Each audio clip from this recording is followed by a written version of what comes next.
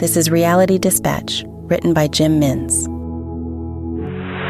Veet was the red eye, and this was annoying because I had to wear my suit. The meeting was for 9 a.m. Breakfast discussion on the merits of the merger. Fascinating stuff. This was the only time that could accommodate the senior executive along with the board. Something about their obligations to shareholders taking up the month of December. More likely, their vacations were booked, and we had to lump it for November. I reclined my chair, my tie digging into my neck, and I tried to sleep off the fatigue that swarmed me. It was relatively easy. I wondered how creased my pants would be when I exited the plane. The stewardess was nice enough to hang up my jacket as I boarded, but I saw from the corner of my eye she had dropped it along with several others when placing it into the compartment near the cockpit. She thought I hadn't noticed. Takeoff was a false start. Engine failure. We were to turn back to Sydney, wait for further instructions. After 30 minutes in the air, we swung the ship around and set forth back to whence we came. 30 minutes on the ground, and I watched my run time to the meeting dwindle, despite it being several hours until kickoff. You can only control yourself. Everything else is external. Just gotta live with it, said the guy next to me between huffs and puffs. I nodded politely. What would he know? False alarm, folks. The engine issue seems to have been solved, and we will be up in the air in no time. We wish to apologize for the inconvenience caused and trust you will have a satisfying and relaxing remainder of your flight here with us. The captain announced. Thank the Lord. Back in the air, and I checked my watch almost instantly. 23 minutes. Not even a scratch on the surface. I bury my head into the rest behind me. I pray for sleep. I think it comes because I am barely there when the incident happens. I'm thinking about my briefcase. I needed to pack a second charger. I needed it for the presentation. I know my laptop was in there, but what about its charger? What would I do if I didn't put it in? Is there an electronics store nearby? The machine is so unreliable, it will barely last an hour, and I was supposed to present a 3-hour presentation. This stopped me from sleeping. My heart would not die down. Have a drink, I told myself, but I couldn't drink in the clothes I would be presenting in. It would be too weird. The anxiety engulfed. It was all I had when the fire broke out. I thought we were struck by lightning. That was my first instinct because the bang was so loud, so jolting. Later in the afterlife, I would find out that the elusive engine failure that was threatening earlier had indeed reared its ugly head.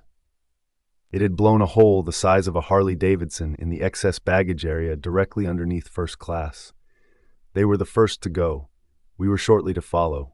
Myself in premium economy, I wouldn't be spared along with my high-paying brethren and the humdrum of the cattle class behind. All of us destined to the same fate, no matter where our lot in life was cast. Time stopped the moment the flame was about to land in my face. I was spared for now. The plane was stopped mid-air, floating, suspended animation. So too were its passengers. All but me. I was able to stand, look around, and observe the frozen moment.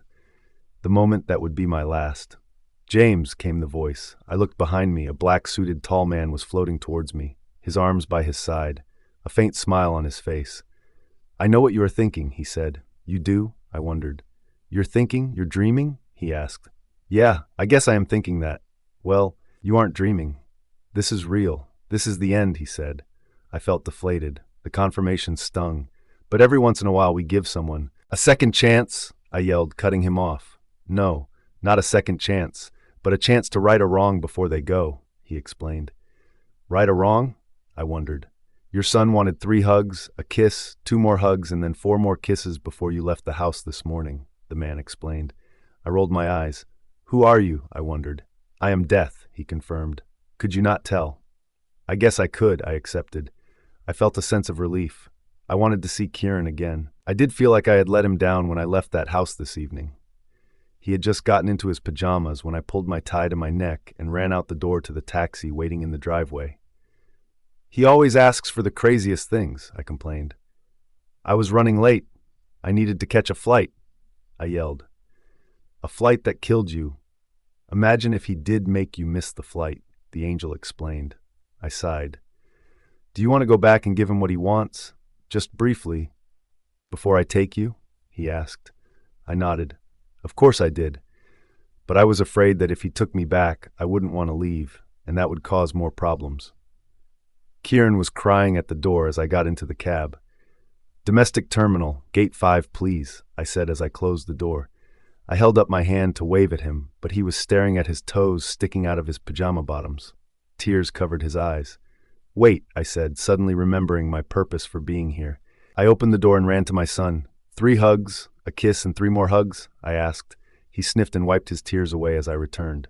3 hugs, a kiss, 2 more hugs, and then 4 kisses, Kieran explained. I knelt down to be eye level with my son. I gave him 3 hugs, 1, 2, 3, then a kiss, the 2 more hugs, then 4 kisses. Moi 1, moi 2, moi 3, moi 4. I held the 4th the longest, knowing it was the last. I love you, Dada, he said as he looked me in the eye. I love you more, I said. The warmth of the flames brought me back to my seat. The animation no longer suspended. The flames were about to kiss my face, body, and soul. I was about to leave forever, and I did so without regret. At least I had that to be thankful for.